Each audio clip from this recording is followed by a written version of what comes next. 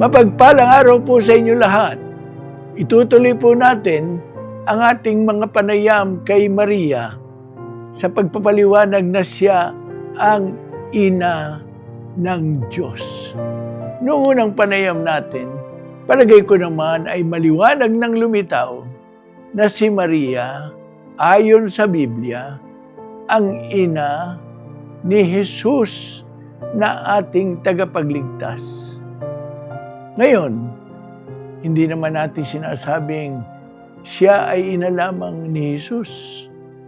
Abay, nakagugulat po ang turo ng simbahan sapagkat sinasabing si Maria ay ina ng Diyos. Paano masasabing ina siya ng Diyos? Ang Diyos naman po ay walang pinagmulan na tatay o nanay. Wala pong ganyan.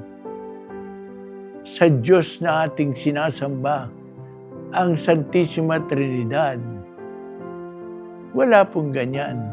Sa makatuwid, bakit tatawaging ina ng Diyos si Maria? Ganito po yun. Hindi po kalabisan ang pagtawag sa kanya bilang ina ng Diyos. Maliwanag po naman na si Maria ay ina ni Jesus. Ngayon, kung itatanong ninyo, sino ba si Jesus? Oo, siya'y tao. Maliwanag yon. Oo, siya rin ang tagapagligtas. Yun din ang maliwanag na turo ng Biblia. Ngunit, yun lang ba siya? Hindi po. Si Jesus na ating tagapagligtas ay hindi lamang tao, kundi tunay na anak ng Diyos. Tunay na Diyos. Yan po ang patotoo sa atin ni San Juan sa kanyang ebanghelyo. Sabi sa atin, in the beginning was the Word, and the Word was with God, and the Word was God. Yun po sabi sa unang kabanata pa lamang at sa unang versikulo pa lamang. Pagdating po ng 14 na versikulo, sinasabi naman sa atin ni San Juan na yung verbo na yon na tunay na Diyos. And the Word was made flesh. At ang verbo ay nagkatawang tao at nakipamayan sa atin. Aba, ito palang si Jesus na tunay na tao na ating tagapagligtas ay hindi lamang tao, kundi Diyos. Kaya nung sumang-ayon si Maria na maging ina ng tagapagligtas, ang nagkatawang tao sa kanyang sinapupunan ay yung Diyos mismo, ang Diyos anak na lumalang sa kanya. Sapagkat si Kristo, bago maging tao, bago maging Kristo natin, ay siyang verbo na kaisa ng Diyos. Verbo na tunay na Diyos. Sapagkat siya ay hindi lamang tao kundi Diyos. Sa makatuwid, ang ipinagdalang tao ni Maria ay hindi lamang tao, kundi Diyos. At dahil dito, kung ang kanyang pinagdalang tao ay hindi lamang tao kundi Diyos, siya ay naging ina ng Diyos mismo. Liwanagin po natin, Hindi siya naging ina ng Diyos Ama. Sapagkat ang Diyos Ama ay walang ina. Hindi rin siya ina ng Diyos Espiritu Santo. Ang Espiritu Santo din ay walang ina. Hindi rin siya ina ng pagka-Diyos, ni ng Diyos Ama, ni ng Diyos Anak, ni ang Diyos Espiritu Santo. Hindi po, sapagkat ang pagka-Diyos ay nauna na kay Maria at si Maria ay galing sa Diyos mismo. Ang pagka-Diyos ang lumalang kay Maria. Hindi po siya naging anak ni Maria. Pero ang Diyos Anak na nagkatawang tao ay tunay na Diyos. At siya namang naging tao sa sinapupunan ng Birheng Maria. Kanya kung tatanungin ninyo, sino ang kanyang ipinagdalang tao? Sino ang kanyang isinilang? Ang sagot ay, walang iba kundi ang Diyos Anak. Hindi po siya nagdalang tao ng isang tao lamang na pagkatapos niyang isilang ay binabaan ng Diyos Anak. Hindi. Ang Diyos Anak mismo ang naging tao sa piling ng mahal na Birhen. Si Maria ay hindi lamang anak ng isang tao. Ang kanyang ipinagdalang tao ay ang anak ng Diyos na tunay na Diyos. Kanya nga po, pwede natin siyang tawagin ina ng Diyos.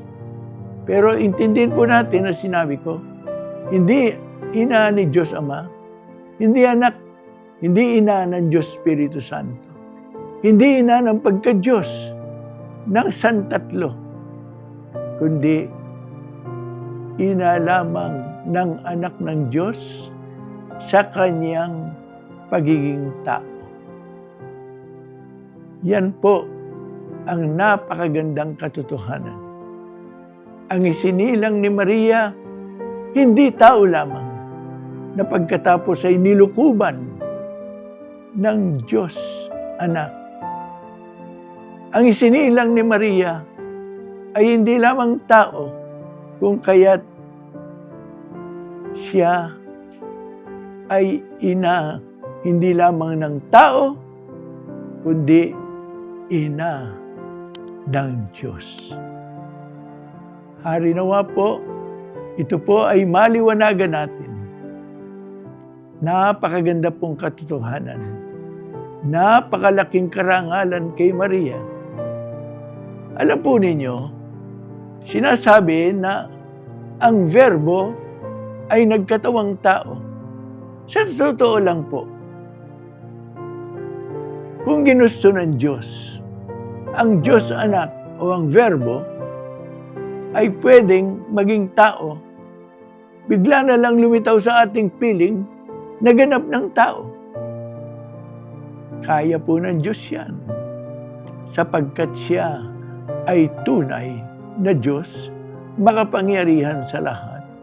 Pwede pong bigla na lang lumitaw sa ating piling, para bagang Superman o Captain Marvel, Shazam! Boom! Mayun!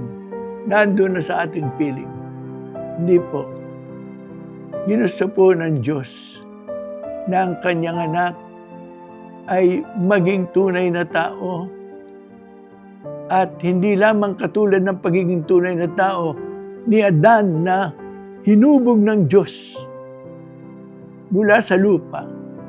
Kung hindi, magiging tunay na tao sa pamagitan ng pagdadalang tao ng isang babae. Siya po ay talagang ipinagdalang tao. Siya po ay talagang iniwi sa sinapupunan ng mahal na Birhen. Siya ay tunay na iniluwal ng mahal na Birhen. Kaya nga po, si Jesus ay naging tunay na taong katulad natin. Isinilang din ng isang babae, ngunit si Jesus na isinilang ay tunay na Diyos at hindi lamang tunay na tao.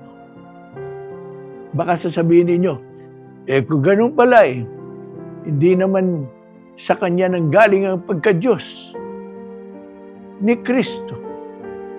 Diyos na pala si Kristo bago pa ipinagdalang tao ni Maria. Bakit? Hindi na lang sabihin, si Maria pala ay ina ng pagkatao ng anak ng Diyos. Bakit sasabihin, ina siya ng Diyos? Alam niyo po kung bakit? Sapagkat, halimbawa lang po, may taong nagtanong, sino ang nanay ni Bishop Bacani? Di sabihin po, si Consolacion Cruz. Okay, ngayon, tatanong, si Consolacion Cruz ba? Kanino siya nanay? Sasagot naman, nanay ni Bishop Bacani. Pag tinanong, kanino nanay, ang isasagot natin ay hindi lamang nanay ng tao. Hindi. Nanay ng isang tao. Hindi. Ang isasagot natin, nanay ni Bishop Bacani. Nanay ni BBM, ating Pangulo. Nanay niya. Ayun. Si Jesus, sino siya? Sino siya? At ang sagot, hindi lamang siya ang Mesiyas, kundi anak ng Diyos, tunay na Diyos. Kaya nga po, hindi nag-aalinlangan ng simbahan na tawagin siyang ina ng Diyos. Ngunit gusto pong ipaunawa sa atin ng ating inang simbahan na hindi siya ina ng pagka-Diyos. Hindi rin siya ina ng Diyos Ama. Hindi rin siya ina ng Diyos Espiritu Santo. Ina lang siya ng Diyos Anak. At ina siya ng Diyos Anak sa pagiging tao ng Diyos Anak na ito. Kaya nga po ang simbahan, ipinagdiriwang ang kapistahan ni Maria, Ina ng Diyos, sa 1 po ng Enero. Kinikilala ng ating simbahan na ang ipinagdalang tao ni Maria ay hindi lamang tao, kundi ang Diyos, Diyos Anak. Ang pinagdalang tao ni Maria ay hindi lamang tao, kundi anak ng Diyos at tunay na Diyos. Kaya nga, pagtatanungin, sino ang nanay ni Jesus? Na tunay na Diyos na nagkatawang tao. Ang sagot, isa lang. Ang nanay niya ay walang iba, kundi si Maria. At sino naman si Jesus na pinagdalang tao ni Maria? Ang sagot po ay hindi isang tao lamang. Hindi.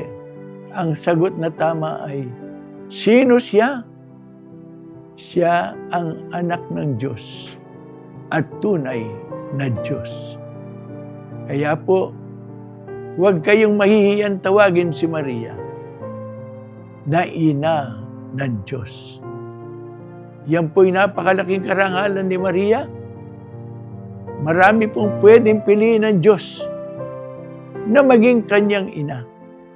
Ngunit ang pinili ay ang kaisa-isang babaeng ito ng Nazareth.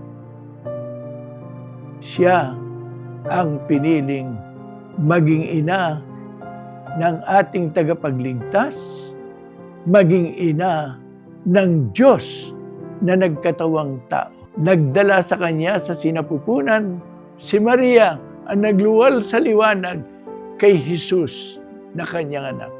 Naging tao si Kristo sa pamamagitan ng isang babae, si Maria.